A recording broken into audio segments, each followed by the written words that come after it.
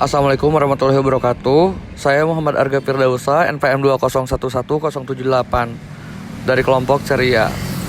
Di sini kami akan mempresentasikan tentang analisis jurnal perkuatan tanah dengan metode soil nailing, reticulate micropiles, dan growthing. Mata kuliah perbaikan tanah. Saya Muhammad Arga Firdausa, 2011078. Pengaruh perkuatan growthing terhadap beban maksimum yang dapat diterima terdasar pada ruas jalan Lamongan. Salah satu metode perbaikan tanah pada tanah lempung cenderung ekspansif adalah water cement growthing. Pertimbangan teknis dilaksanakannya pekerjaan growthing sepanjang 1,35 km di ruas jalan batas Kota Lamongan sampai batas Kabupaten Gresik, link 028,7 km.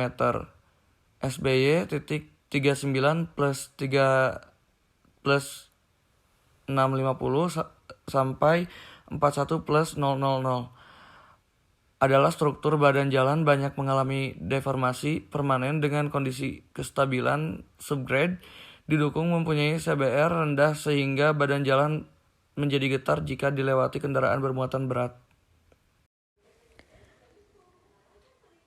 Masalah yang akan dibahas dalam penelitian ini mengenai pertimbangan teknis dilaksanakannya pekerjaan growthing sepanjang 1,35 km di ruas jalan batas Kota Lamongan sampai batas Kabupaten Gresik. 39 plus 650 sampai 41 plus 000 adalah struktur badan jalan banyak mengalami deformasi permanen dengan kondisi kestabilan subgrade diduga mempunyai CBR rendah sehingga badan jalan menjadi getar jika dilewati kendaraan bermuatan berat. Tujuan pelaksanaan growthing ini adalah untuk mengatasi deformasi permanen dengan perkuatan lapisan subgrade untuk meningkatkan kemampuan jalan dalam menahan beban yang melintas. Untuk mengetahui kemampuan subgrade di lokasi tadi dalam menahan pembebanan existing, maka dilakukan analisa terhadap besar beban maksimum yang dapat ditahan oleh lapisan subgrade pada kondisi sebelum dan setelah growthing. Analisa dilakukan secara numerik menggunakan program Plexing versi 21. Metode yang digunakan dalam penelitian ini adalah analisis numerik dengan metode elemen hingga menggunakan bantuan software Plexi 23 versi 21. Hasil penelitian pada tanah yang mengalami growthing, nilai parameter tanah khususnya nilai modulus elastisitas tanah dan kuat geser tanah mengalami peningkatan sehingga nilai beban maksimum supaya tanah mencapai fase daya dukung batas tanah juga akan meningkatkan dibandingkan pada tanah sebelum growthing dan sebaliknya. Nilai penurunan tanah akan mengalami penurunan pada tanah yang dilakukan growthing. Saya akan melanjutkan materi selanjutnya. Pengaruh growthing terhadap nilai Lugeon pada batuan dasar, pondasi, bendungan, tapin. Tujuan penelitian ini adalah untuk mengetahui efektivitas growthing pada area main dan bentuknya tapin, khususnya dalam mengurangi nilai Lugeon pada batuan dasar pondasi bendungan. Penelitian juga bertujuan untuk mengevaluasi kondisi litologi batuan dan memastikan kekedapan air setelah dilakukan growthing.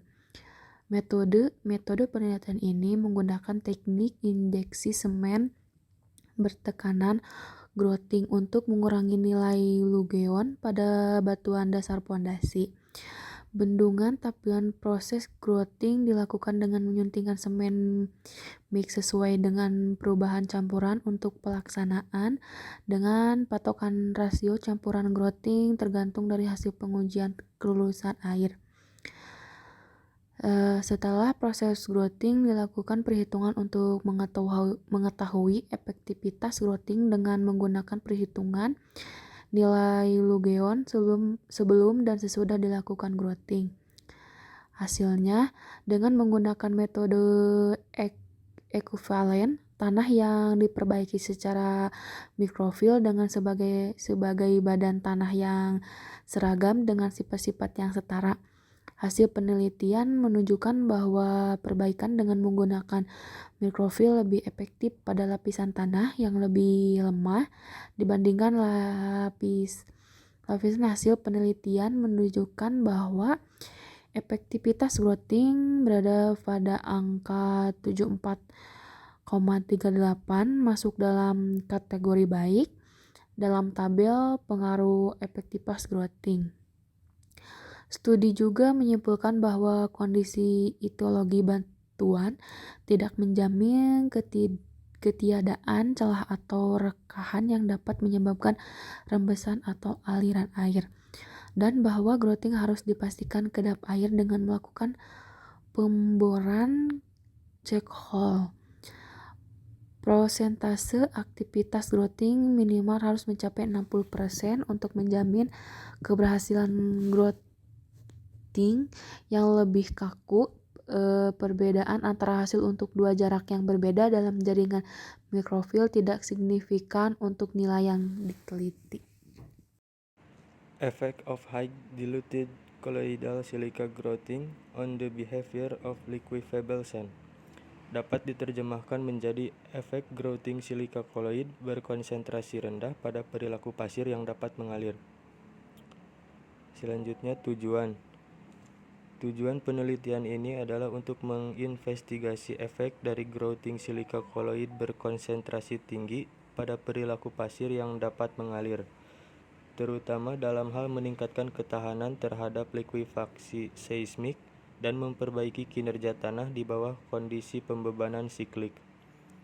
Penelitian ini juga bertujuan untuk mengevaluasi pengaruh kandungan silika kolloid yang berbeda terhadap perilaku tanah dalam berbagai kondisi pembebanan, serta untuk membandingkan hasil-hasil tersebut dengan penelitian lain yang relevan. Untuk metode, penelitian ini melibatkan persiapan spesimen pasir yang diobati dan tidak diobati menggunakan dua metode berbeda. Metode 1 melibatkan persiapan sampel pasir yang diobati di dalam kotak geser. Sementara metode 2 melibatkan persiapan sampel pasir yang diobati di luar kotak geser. Selanjutnya, sampel tersebut kemudian dikenakan pada tekanan konsolidasi vertikal efektif yang berbeda untuk mengevaluasi perilakunya di bawah berbagai kondisi pembebanan. Secara keseluruhan, metodologi penelitian ini meliputi eksperimen laboratorium, analisis data, dan tinjauan literatur yang ada untuk menyelidiki efek growthing silika kolloid berkonsentrasi tinggi pada perilaku pasir yang dapat mengalir. Hasil dari penelitian jurnal ini menunjukkan bahwa growthing silika kolloid berkonsentrasi tinggi efektif dalam meningkatkan ketahanan terhadap likuifaksi seismik dan memperbaiki kinerja tanah di bawah kondisi pembebanan siklik. Kandungan silika kolloid 2% terbukti efektif dalam meningkatkan kekuatan tanah di bawah kondisi pembebanan siklik dan monotonik, sambil juga mengurangi konduktivitas hidrolik. Namun, perilaku ini menyebabkan peningkatan kompresibilitas tanah. Studi merekomendasikan kandungan silika kolloid 2% karena secara efektif meningkatkan ketahanan terhadap likuifaksi sambil meminimalkan peningkatan kompresibilitas tanah. Selain itu, growthing silika kolloid juga terbukti mengurangi konduktivitas hidrolik tanah. Meskipun demikian, perilaku ini menyebabkan peningkatan kompresibilitas tanah. Studi juga menunjukkan bahwa growthing silika kolloid dapat memberikan sedikit kohesi pada tanah yang meningkatkan kekuatannya. Namun, sudut puncak tahanan geser tidak terpengaruh secara signifikan oleh keberadaan gel silika kolloid. Studi ini juga merekomendasikan growthing silika kolloid berkonsentrasi tinggi untuk mengurangi bahaya likuifaksi tanah seismik. Oke, selanjutnya saya Rizky Muhammad Pertama dengan NPM 2011060. Saya akan membacakan dan menjelaskan jurnal 4. The observation of permeation growing method as soil improvement technique with different growth flow model Fatticelli. Yang pertama masalah yang akan dibahas dalam penelitian ini mengurangi permeabilitas tanah dan mengontrol aliran tanah, namun juga dapat digunakan untuk memperkuat dan mengeraskan tanah. Yang selanjutnya tujuan utama dari grouting adalah untuk menghasilkan tanah atau batuan yang lebih kuat, lebih padat, dan kurang permeabel. Ia juga dapat dengan mudah bekerja untuk mengisi rongga, yang dapat memberikan transfer tegangan yang cukup di dalam tanah atau dari struktur ke tanah. Yang selanjutnya metode. Semua campuran dibuat dengan menggunakan metode pencampuran yang sama, mixer laboratorium tipe putar, standar yang memiliki volume 5 liter digunakan untuk menyiapkan campuran nut dalam penelitian ini. Untuk semua campuran, metodologi standar yang sama diterapkan dan disebutkan sebagai berikut. Semen Portland dicampur dengan air suling, growth dicampur dengan mixer tipe ZP dengan kecepatan sudut 2300 rpm selama proses pencampuran. Untuk semua campuran, suhu dan kelembapan diukur masing-masing 23 plus minus 3 dan 55 sampai 65%. Setelah proses pencampuran selesai, sifat rheologi campuran nut diperkirakan dengan menggunakan rheometer silinder berputar koaksial. Yang selanjutnya hasil penelitian ini menyimpulkan hasil penelitian tentang ciri-ciri nut permeasi berbahan dasar semen berdasarkan beberapa hal parameter nut yang penting seperti sifat rheologi, tegangan luluh, dan volkasitas. Koefisien permeabilitas terhadap nut dan kemampuan injeks nut semen penilaian N dan NC yang menentukan kinerja grouting permeasi berbasis semen pada media berpori. Perencanaan dan analisis perkuatan lereng menggunakan fondasi micropiles. Perencanaan perkuatan lereng dengan micropiles merupakan salah satu metode yang biasa digunakan dalam meningkatkan stabilitas lereng yang labil. Keuntungan utama dalam penggunaan micropiles adalah memiliki kapasitas tanah tahanan yang tinggi, mudah dikonstruksi, dan bisa dikerjakan pada area kerja yang terbatas. Baik, yang selanjutnya ada masalah. Pada penelitian ini dilakukan perancangan perkuatan lereng yang mengalami kelongsoran menggunakan micropiles. Untuk tujuannya yaitu dilakukan perancangan micropile untuk meningkatkan stabilitas lereng. Kemudian dilakukan studi terhadap pengaruh jarak pemasangan tiang terhadap perilaku struktural micropiles, yaitu tahanan geser dan momen lentur. Untuk metodenya sendiri yaitu menggunakan analisis dilakukan dengan metode kesetimbangan batas dan metode elemen hingga. Untuk hasilnya diperoleh bahwa perancangan micropiles yang dilakukan dapat meningkatkan angka keamanan lereng yang labil. Fs 1 untuk Fs-nya yaitu 1.01 menjadi memenuhi kriteria Fs 1,51. Hasil studi pengaruh jarak pemasangan tiang menunjukkan bahwa tahanan gaya geser dan momen lentur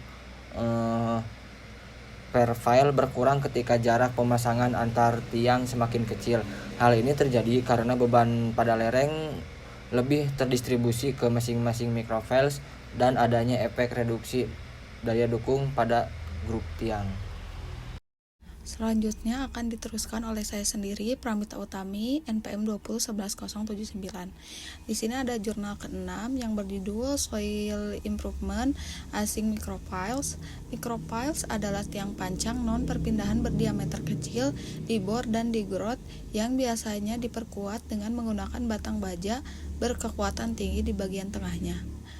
Di sini ada masalah pada penelitian ini untuk meningkatkan daya dukung dan mengurangi penurunan, khususnya dalam memperkuat fondasi yang sudah ada dan mengalami kerusakan atau kemiringan. Tujuannya untuk meningkatkan daya dukung tanah tanah di bawah pondasi diperbaiki dengan menggunakan micropile untuk mempermudah sifat-sifat tanah yang diperbaiki dianggap sebagai lapisan tanah yang setara. Di sini menggunakan metode elemen hingga dan menggunakan praksis 2D. Hasilnya, dengan menggunakan metode ekuvalen, tanah yang diperbaiki secara micropile dianggap sebagai badan tanah yang seragam dengan sifat-sifat yang setara. Hasil penelitian menunjukkan bahwa perbaikan yang menggunakan micropile lebih efektif pada lapisan tanah yang lebih lemah dibandingkan lapisan yang lebih kaku. Perbedaan antara hasil untuk dua jarak yang berbeda dalam jaringan micropile tidak signifikan untuk nilai yang teliti. Selanjutnya akan dilanjutkan oleh saya, Rega Milani, NPM 2011057, yaitu kesimpulan. Dalam analisis pemenuhan kekuatan tanah dasar ini terdapat dua metode, yaitu digunakan metode perbaikan tanah dan metode perkuatan tanah. Salah satu perbaikan tanah dilakukan melalui penimbunan secara bertahap dengan membiarkan lapisan tanah dasar untuk terkonsolidasi. Seiring terkonsolidasinya lapisan tanah dasar, kekuatan tanah akan meningkat. Dan untuk metode perkuatan tanah dapat dilakukan melalui penambahan material tambahan pada lapisan tanah dasar untuk meningkatkan daya dukung tanah. Perkuatan dapat dilakukan menggunakan geotekstil, tiang pancang, atau bambu. Selain daya dukung tanah, hal yang perlu juga diperhatikan dalam penimbunan adalah penurunan tanah. Penurunan tanah dapat terjadi akibat beban timbunan dan terkonsolidasinya yang terjadi pada lapisan tanah lempung. Sekian dari kelompok kami. Wassalamualaikum warahmatullahi wabarakatuh.